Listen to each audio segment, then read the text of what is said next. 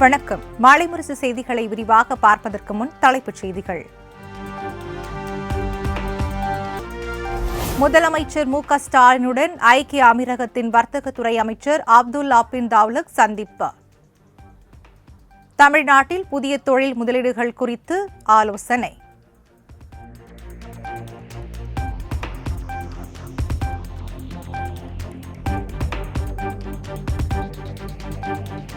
மத்திய பட்ஜெட்டில் தமிழ்நாடு புறக்கணிக்கப்பட்டதை கண்டித்து ஜூலை 27ஆம் தேதி திமுக ஆர்ப்பாட்டம். அனைத்து மாவட்ட தலைநகர்களிலும் நடைபெறும் என அக்கட்சி தலைமை அறிவிப்பு.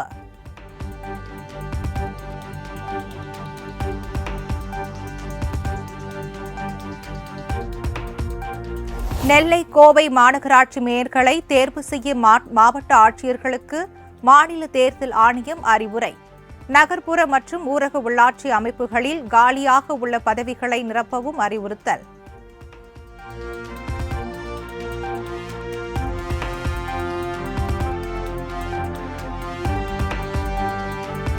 டெல்லியில் மத்திய நீர்வளத்துறை அமைச்சருடன் அமைச்சர் துரைமுருகன் சந்திப்பு. காவிரி நீர் பங்கீடு, மேகதாது அணை உள்ளிட்ட விவரங்களை தொடர்பாக ஆலோசனை.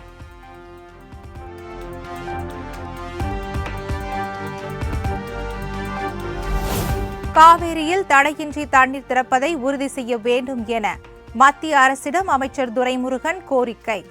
மேகதாதுவில் அணை கட்ட அனுமதி வழங்கக்கூடாது என நீர்வளத்துறை அமைச்சரிடம் வலியுறுத்தியதாகவும் பேட்டி. இது ப்ராப்ளம் வரும்போதெல்லாம் வருவோம். இப்போ நீங்கள் கொஞ்சம் தண்ணி வந்துடுச்சு எங்களுக்கு, இல்லைன்னா அந்த தண்ணி ஏன் வரலன்றக்காக சொன்னாவே நீங்கள் பயங்கிடுவீங்க. அதனால தண்ணி வந்தால் இப்போ டெம்பரரி ரிலீஃபாக நாங்கள் விட்டுறோம், மற்றபடி இருக்கிறதா சொல்லிட்டு போகிறான்னு சொல்லிட்டு வந்துடும்.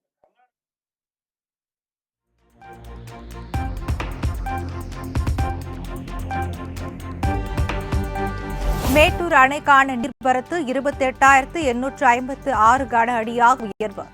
அணையின் நீர்மட்டம் 90 அடியை தாண்டியதால் விவசாயிகள் மகிழ்ச்சி.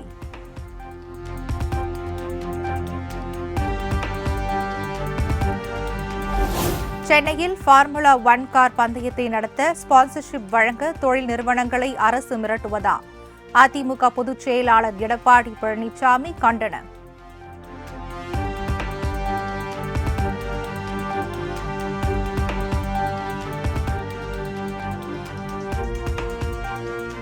தமிழ்நாடு முழுவதும் மின்கட்டண உயர்வை கண்டித்து தேமுதிகவினர் ஆர்ப்பாட்டம்.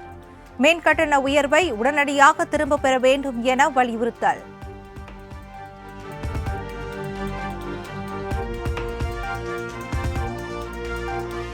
தமிழ்நாட்டில் நல்லாட்சி நடப்பது போல் ஒரு பிம்பம் உருவாக்கப்பட்டுள்ளதாக தேமுதிக பொதுச் செயலாளர் பிரேமலதா சாடல். சட்ட ஒழுங்கு உள்ளிட்ட எல்லா வகையிலும் தமிழகமும் மக்களும் பாதிக்கப்பட்டு வருவதாக குற்றச்சாட்டு.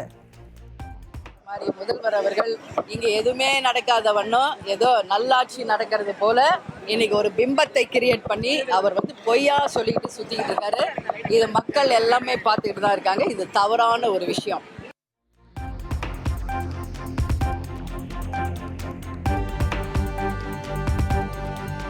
சட்டம் ஒழுங்கை காப்பதில் தமிழ்நாடு அரசு சீர்மிகு பணிகளுடன் சிறப்பு கவனம் செலுத்தி வருகிறது. காவல்துறை சார்பில் மேற்கொள்ளப்பட்டுள்ள திட்டங்களை பட்டியலிட்டு தமிழ்நாடு அரசு அறிக்கை.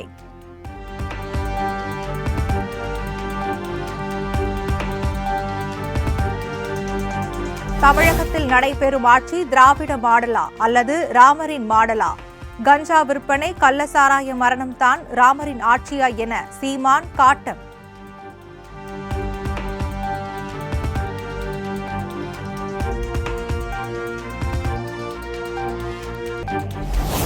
தமிழ்நாட்டில் 90% ரேஷன் கடைகளில் கருவிழி பதிவு திட்டம் நடைமுறைக்கு வந்துள்ளது.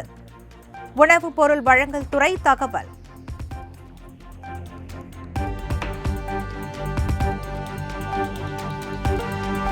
கரூர் ஐயர்மலை ரோப்கார் பழுது காரணமாக அந்தரத்தில் சிக்கி தவித்த பக்தர்கள். 9 கோடி செலவில் ரோப்கார் சேவை தொடங்கிய அடுத்த நாளே பழுது ஏற்பட்டதால் பரபரப்பு.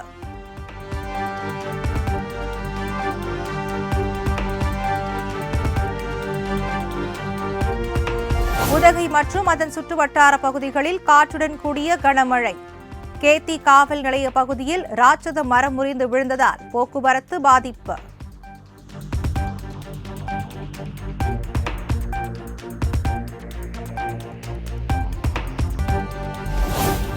₹100 கோடி நிலத்தை அபகரித்ததாக தொடரப்பட்ட வழக்கில் எம்.ஆர். விஜயபாஸ்கர் கரூர் குற்றவியல் நீதிமன்றத்தில் ஆஜர். ஒருநாள் போலீஸ் காவல் முடிந்த நிலையில் நீதிமன்றத்தில் ஆஜர்படுத்தியது போலீஸ்.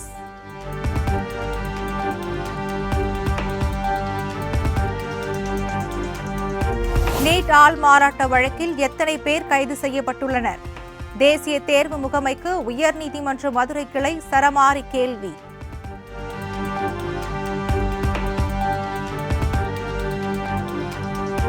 பள்ளி கல்வித்துறையில் ஆசிரியர் அல்லாத பணியிடங்களுக்கு மாதம் ₹6000 சம்பளம் எப்படி நிர்ணயம் செய்யப்பட்டது?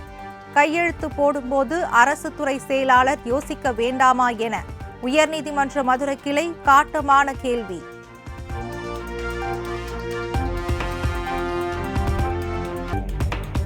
செந்தில் பாலாஜி ஜாமீன் கோரி மனு மீதான விசாரணையை ஆகஸ்ட் 5ஆம் தேதிக்கு ஒத்திவைத்தது உச்சநீதிமன்றம்.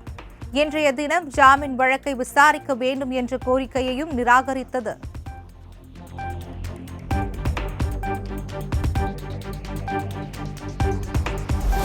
டெல்லியில் பிரதமர் மோடி தலைமையில் நடைபெறும் நிதி ஆயோக் கூட்டத்தில் கலந்து கொண்டு தமிழ்நாட்டிற்கு தேவையான திட்டங்களை எடுத்துக் கூறி பெற்று வர வேண்டும்.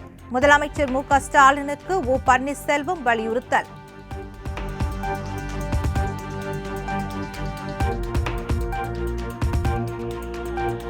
கேரளாவில் நிபா வைரஸ் பரவலால் போடி, மேட்டு மற்றும் முந்தல் பகுதி கிராம மக்கள் அச்சம்.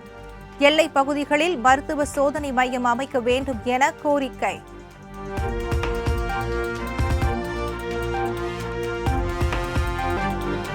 வேலூர் ஒழுங்குமுறை விற்பனை கூடம் முன்பு விவசாயிகள் சாலை மறியல். நெல் மூட்டைகளை வைக்க போதிய இடம் இல்லை என குற்றச்சாட்டு.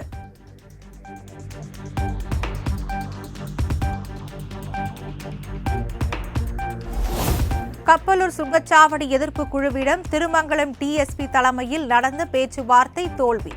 30ஆம் தேதி கடையடைப்பு போராட்டம் நடத்துவது உறுதி என ஒருங்கிணைப்பு குழுவினர் அறிவிப்பு.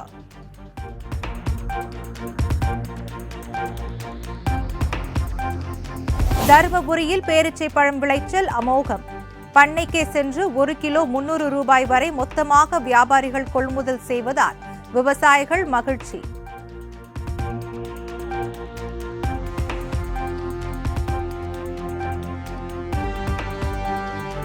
ஜாஃபர் சாதிக் மனைவியிடமிருந்து 1 கோடி பெற்றதாக வெளியான தகவலுக்கு இயக்குனர் அமீர் மறுப்பு.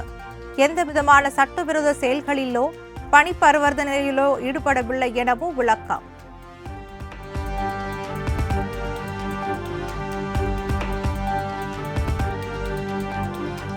மகாராஷ்டிரா மாநிலத்தில் வெளுத்து வாங்கும் மழையால் பவானா ஆற்றில் வெள்ளப்பெருக்கு.